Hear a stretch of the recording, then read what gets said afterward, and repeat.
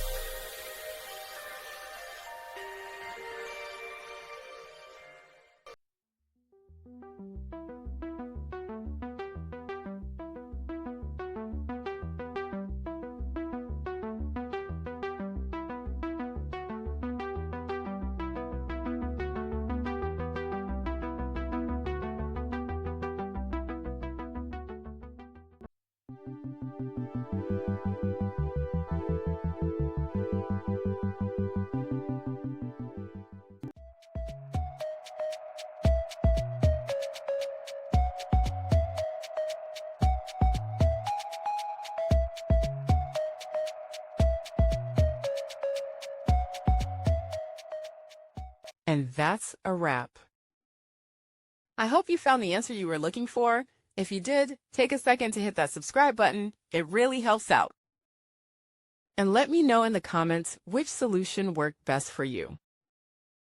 See you next time in the debug zone.